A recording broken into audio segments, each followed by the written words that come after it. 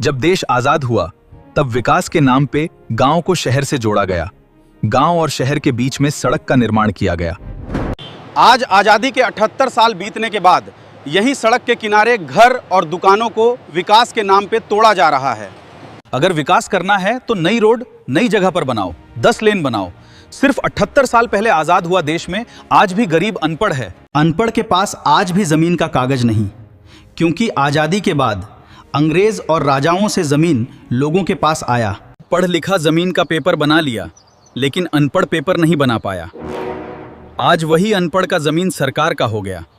ज़मीन तो किसी का भी नहीं था, नहीं किसी ने ये सरकार से खरीदा है।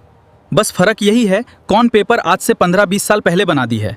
आप देखेंगे सरकार एक ही रोड को पहले 2 लेने, फिर 4 लेन, फिर 6 लेन बनाती जा रही है और फिर पेपर के नाम पे घर और दुकान तोड़ती जा रही है। यातायात के सुविधा के लिए गांव और शहर के बीच रोड गया, फिर इसी रोड की वजह से घर और दुकान सब गया। नया 6 लेन रोड शहर के बाहर सरकारी जमीन या फसल जमीन पे बन सकता था, लेकिन सरकार को तो विकास के नाम पे विनाश करना है। आज आप देखोगे हर कोई डरा हुआ है। आजादी के 78 साल बाद आज लोग इतने डरे हुए हैं जैसे फिर से अपने आजादी खो दी है। सरकार का काम है कि लोगों को बेघर ना करे। पीढ़ी से पीढ़ी लोग जिस घर पे रहते हुए आ रहे हैं वो उनसे ना छीने, दुकान तोड़कर उनके रोजगार न छीने। आज सरकार के पास नौकरी नहीं है और दुकान करके ठेला लगा के कमाने वाले का सब कुछ कुचल के सरकार आज क्यों परेशान कर रही है। जिस देश को आजाद करने के लिए युवा क्रांतिकारियों ने अपनी जान दे दी, आज उस देश की युवा बेघर और बेरोजगार हो रही है। आजादी के 78 साल बाद भी आज 80 करोड़ लोग बीपीएल कैटेगरी में हैं। सरकार मुफ्त अनाज देती है, तो सरकार को यह सोचना होगा, सरकार लोगों के द्वारा चुनी हुई गई सरकार है। सत्ता से लोगों को सहारा देना चाहिए, रोजगार देना चाहिए। इसके विपरीत लोगों को परेशान नहीं करना चाहिए। देश के सारे कानून आज सरकार बदल दे रही है, तो फिर कोर्ट के आदेश के नाम पे क्यों सरकार घर दुकान बुलडोजर लगा के तोड़ रही है? अदालत संविधान में लिखी गई कानून से चलती है और ये कानून सरकार बनाती है। देश की भूमि नियम कभी भी गरीब के अधिकार के लिए नहीं बनी, नहीं इसमें संशोधन आई। एक ही देश में हर राज्य में भूमि नियम अलग अलग है।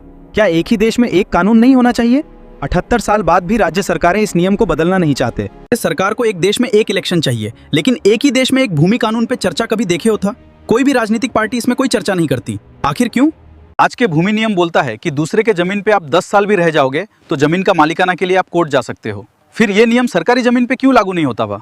अभी एक नियम आ गया कि हाईवे के दोनों साइड में 25 मीटर तक कोई घर नहीं रहेगा, तो जो घर या दुकान है वो क्या करेंगे? सरकार क्यों घनी आबादी इलाके में हाईवे बना रही है? अभी एक नियम आ गया कि हाईवे के दोनों साइड में 25 मीटर तक कोई घर नहीं रहेगा, तो जो घर या दुकान है वो क्या करेंगे? सरकार क्यों घनी आबादी इलाके में हाईवे बना रही है? क्या कभी अदालत ने सरकार से ये सवाल पूछी है, क्या सारे नियम केवल गरीब जनता को परेशान करने के लिए है? क्या सरकार का कोई जवाबदेही नहीं है? मैं विक्रमादित्य पूरे देशवासियों की ओर से सरकार और विपक्ष से यह अनुरोध करता हूं कि पूरे देश के लिए एक ही भूमि नियम बनाए, एक ही भूमि पोर्टल बने। गांव और शहर में रहने वाले देशवासियों के मकान और दुकान कोर्ट ऑर्डर या विकास के नाम पे मत तोड़ें। कानून को बदलना पड़े तो सरकार कानून में बदलाव करें। आज तक सरकार ने बहुत सारे कानून को बदल दिए हैं, तो भूमि नियम का भी समाधान निकालें। देश का एक भी आम इंसान के प्रति अन्याय न हो, इसका ध्यान रखें।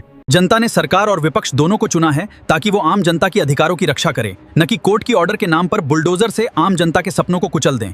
अब मैं विक्रमादित्य अपने देश के युवा भाई बहन से ये पूछना चाहता हूँ कि देश के आम जनता के लिए क्या हमारा कोई कर्तव्य नहीं है?